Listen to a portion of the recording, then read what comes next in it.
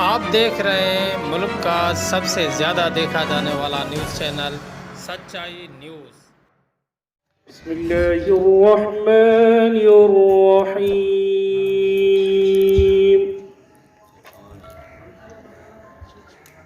इज़ा जाअ नस्रुल्लाहि वल फत्ह। नारे भुट्टो नारे भुट्टो नारे भुट्टो नारे भुट्टो नारे इमरान खान नारे ये भुट्टो ये भुट्टो।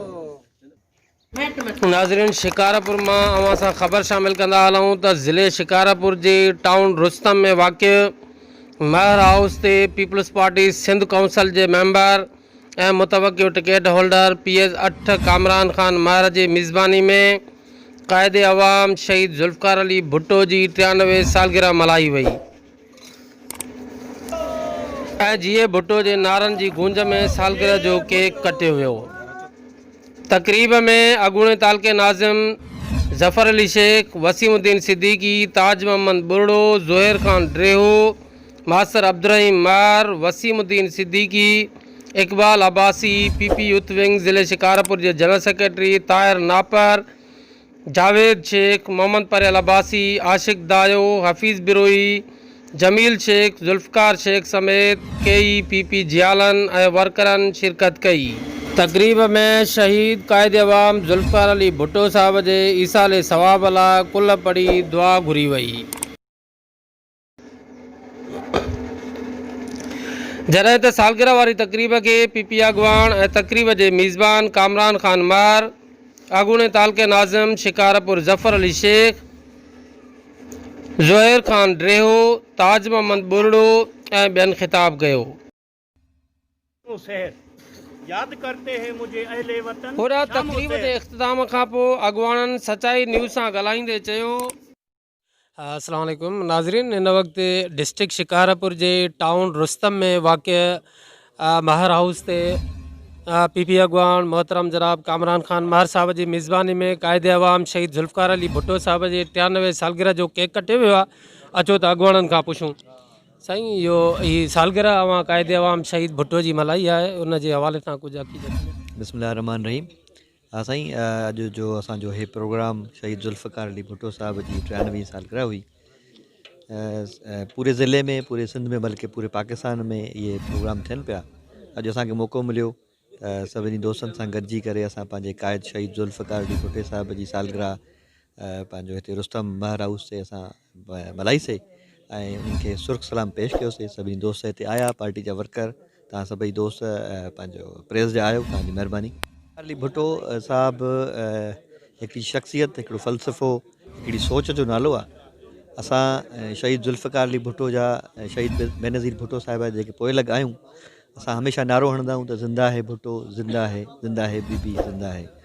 उहो असां पंहिंजो जेको नारो, इहा सोच ऐं सम्झ जेका शहीद ज़ुल्फ़िकार अली भुट्टो साहिबु असांखे ॾिनी, शहीद बेनज़ीर भुट्टो साहिबु असांखे ॾिनी, त हिकिड़ो ग़रीब पंहिंजो हारी कुड़मी ऐं जेके शहीद ज़ुल्फ़िकार अली भुट्टो खां अॻु में जेके ड्राइंग रूम जी सियासत कंदा, त उन्हनि खे ॿाहिरि कढी आणण में शहीद ज़ुल्फ़िकार अली भुट्टो साहिब जो तमामु घणो वॾो रोल हुयो। असांजे पाकिस्तान खे आइन ॾिनो ऐं असांजे पाकिस्तान खे पंहिंजो एटमी पावर बणायो ऐं खोड़ सारा अहिड़ा मनसूबा आहिनि शहीद ज़ुल्फ़िकार अली भुट्टो भुट्टो साहिब जा ऐं बेनज़ीर साहिबा जा, जेके असांजे हिन मुल्क जे लाइ, हिन क़ौम जे लाइ बाइज़त हिकिड़ो फ़ख़्रु असां हिकिड़ो महसूसु कंदा आहियूं त असां अहिड़ी पार्टी जो हिसो आहियूं जंहिं जी पार्टी जेका लीडरशिप आहे उहा असांजे हिन मुल्क जी ऐं क़ौम जी ख़िदमत कंदे जेको आहे सो पंहिंजी जान जो नज़रानो ॾिनो।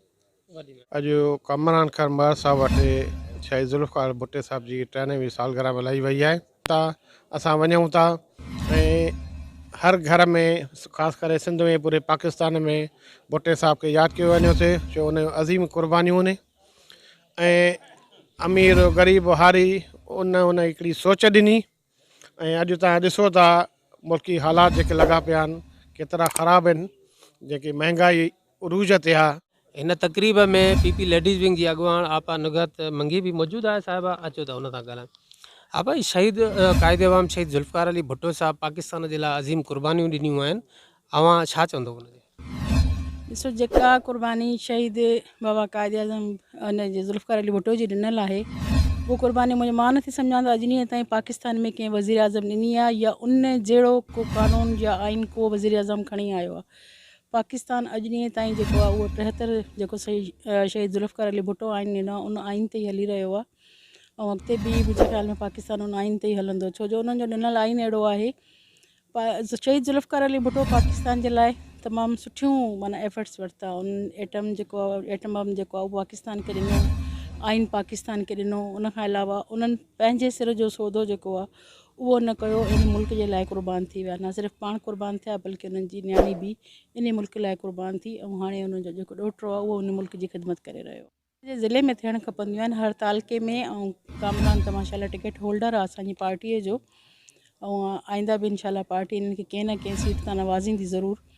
और अहिड़े क़िस्म जी तकरीबूं थियणु खपंदियूं आहिनि। बल्कि कामरान ही त हिकिड़ी तकरीब रखी आहे शहीद ज़ुल्फ़कार अली भुट्टो जी सालगिरह जी, मां त इनखे इनकरेज थी कयां ऐं मां इनखे इहे चवंदसि त इहे हर तकरीब रखे, छो जो रुस्तम टाउन इन जो होम टाउन आहे। उन जे होम टाउन में इहो असांजी पार्टी सां कंसल्ट आहे, इनखे हर तकरीब रखणु खपंदी आहे। अगरि तव्हां मूंखे पुछंदो ऐं असांखे ॻाल्हाइण लाइ चवंदो त हिते मां सम्झां थो एॾो टाइम थी वेंदो पर तव्हां असांजी ॻाल्हियूं ख़तमु न थींदियूं, तव्हां उन जी तारीफ़ ख़तमु न थींदियूं। मां ॿुधायां त साईं शहीद भुट्टे जूं हिन मुल्क लाइ हिन क़ौम लाइ वॾियूं कुर्बानियूं आहिनि।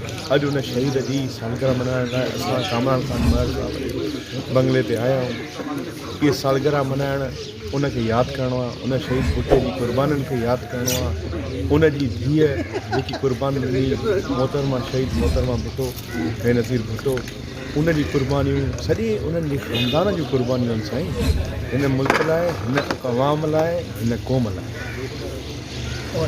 वरी महिरबानी।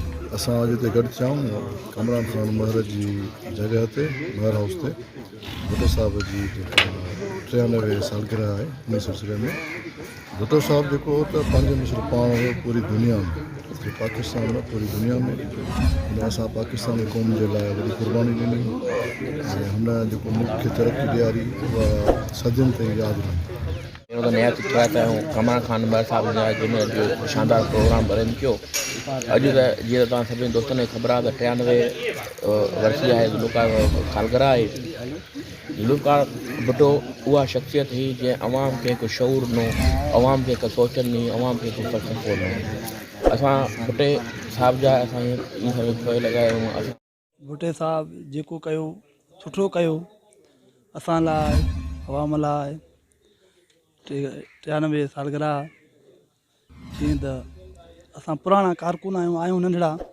शहीद बेनज़ीर भुट्टे साहिबु, उन जे फर्ज़ंद बिलावल भुट्टो साहिबु, असां पुराणा कारकुन आहियूं।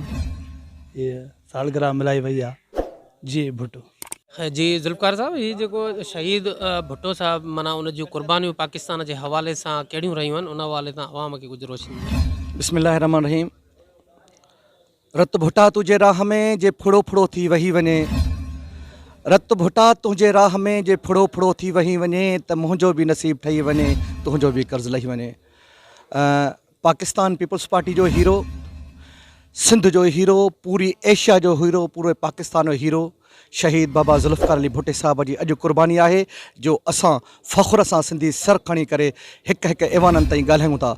असां शुक्रगुज़ार आहियूं मोहतरम जनाब कामरान खान महर साहिब जा, जंहिं महर हाउस ते अॼु बाबा शहीद ज़ुल्फ़कार अली भुट्टे जी वरसी मल्हाई, सालगिरह मल्हाई। ऐं असां उन सां गॾोगॾु तव्हां सभी दोस्तनि जा शुक्रगुज़ार आहियूं जंहिं असांखे ॻाल्हाइण जो मौक़ो ॾिनो। वॾी महिरबानी, अल्लाह तव्हांखे सलामत रखे। जीअं त हिते रुस्तम में कामरान खान महर साहिब जी मेज़बानी में महर हाउस रुस्तम में शहीद ज़ुल्फ़कार अली भुट्टो साहिब जी 93 सालगिरह मल्हाई वई आहे। तमामु ज़िले जा पीपल्स पार्टी जा उहिदेदार, वर्कर, जियाला शहर जा गॾु थिया आहिनि। अची कामरान खान जी मेज़बानी में केक काटियो वियो आहे। शहीद ज़ुल्फ़कार अली भुट्टो साहिब हिकु पाकिस्तान जो अज़ीम लीडर हुयो, जंहिंजी अॼु उनजा जियाला, उनजा वर्कर पंहिंजी सालगिरह मल्हाए रहिया आहिनि।